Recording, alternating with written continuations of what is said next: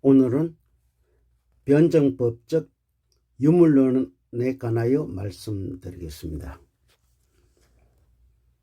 변증법적 유물론은 마르크스주의의 철학적 사회과학 방법론적 기초를 이루고 있으며, 이 또한 마르크스주의의 유물론적 역사관, 정치, 경제학 및 과학적 사회주의의 기초를 형성하고 있습니다.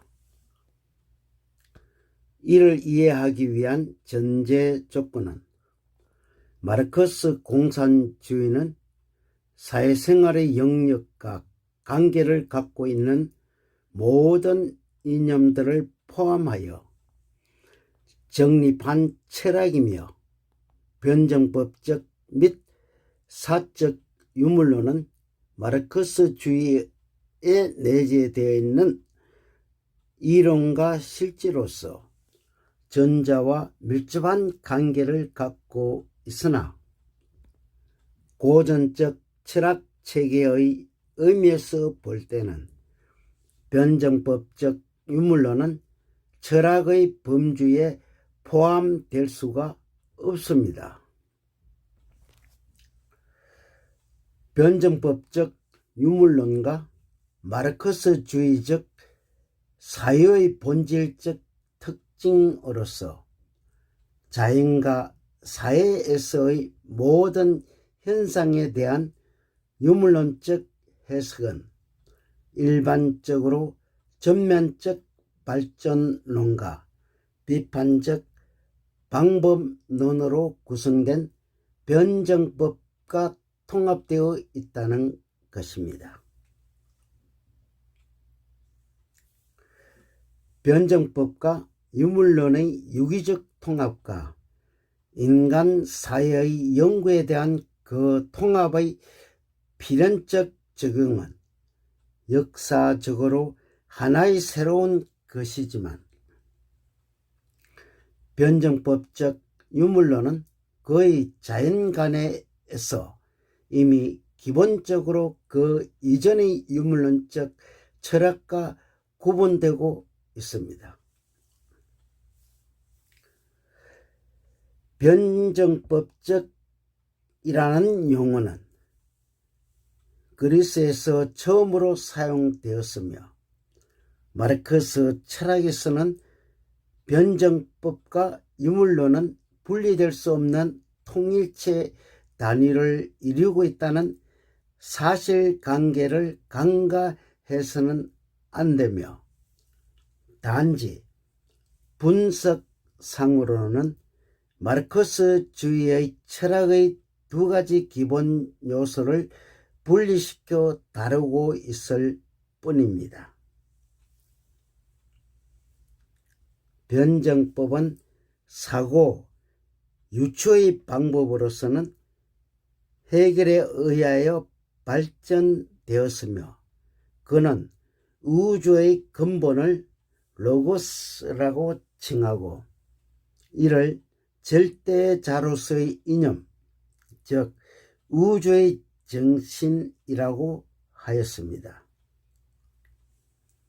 헤겔의 로고스의 발전 과정의 3단계를 보면, 1단계는 이념이 아직도 그 자신의 상태에 있을 때 이를 정이라고 하고, 2단계는 이념이 그 자체 안에서 발전의 계기가 되는 모순의 요인이 발동하여 그 자체에 대립하는 상태로 되는 때는 이를 반이라고 하며, 제3단계에는 발전의 요소인 모순이 더욱 발전하여 이념이 정과 반의 대립을 통하여 새로운 상태로 되는데 이를 합이라고 하였습니다. 이것은 2단계의 것을 다시 부정하여 긍정으로 되는 것인데, 1단계의 것과 2단계를 받아들이면서도 그것을 극복하고 넘어섬으로써 소위 지향하여 더 높은 상태로 발전한다는 것입니다. 마르크스와 엥겔스는 헤겔의 이러한 관념론적 변정법을 유물론적 변정법으로 전이시켰던 것입니다. 결국 헤겔은 역사의 발전을 이념의 상극이라든가 세계 정신으로 설명한 것과는 달리 마르크스는 물질 관계에 의하여 설명함으로써 유물론적 사관의 창시자가 되었던 것입니다. 즉 헤겔의 이념이 세계의 창조주라면 마르크스는 물질의 창조주인 것이며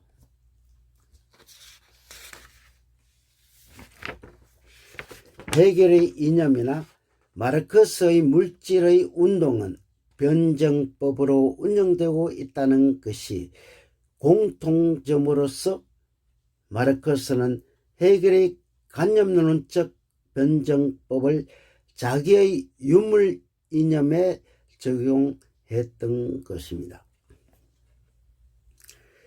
변정법적 유물론의 긍정적인 측면에서는 과거의 철학을 비상적인 학문이라고 보고 이를 지향시켜 철학의 존재를 정당화시키고자 하였던 것입니다.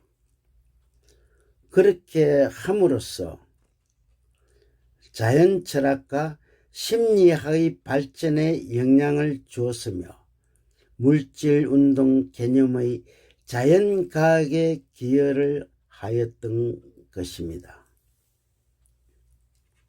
반면 인간과 사회관계에 있어서의 부정적인 측면은 이를 론적인 물질 절대주의 세계관을 갖고 있는 변정법적 유물론은 도구마이며 그들이 주장하는 물질이 신이라고 할 수는 없다는 것입니다.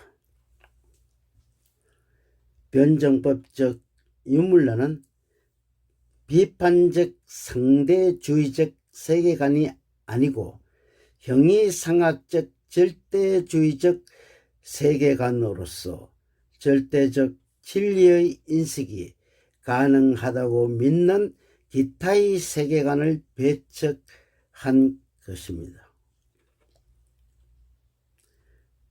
물질의 운동이 모순에 의하여 이루어진다면 자본주의 사회에서 계급투쟁을 통해서 공산사회가 형성된 후에도 그 모순에 의하여 공산사회는 없어지고 다른 사회 형태가 생겨나야 할 것이나 그렇지 않다는 것입니다.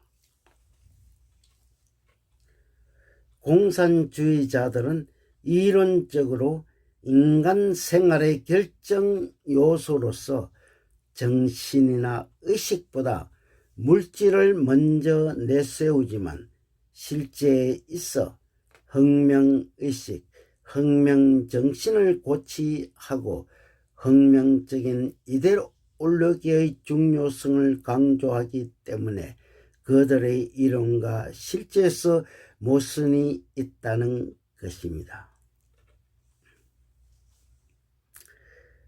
부정의 원칙에 의하여 보다 높은 단계에서 통합된다는 변정법적 운동은 다시 유물변정법까지도 부정하고 관념 변정법과 유물변정법의 대립을 지향하여 보다 새롭고 충실한 진리가 나와야 하는데 유물변정법만이 유일한 진리라는 것은 모순이라는 것입니다.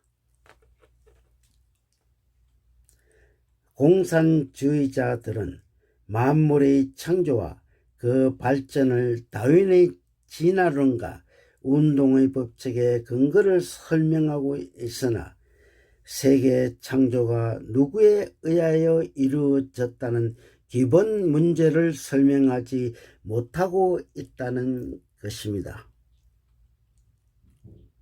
결론은 공산주의자들의 유물변정법은 과학이라기보다는 한 계급의 이익과 혁명의 필요성을 위해 정치적 효과를 노리는 하나의 허구에 불과한 이론의 복합체라는 것입니다. 감사합니다.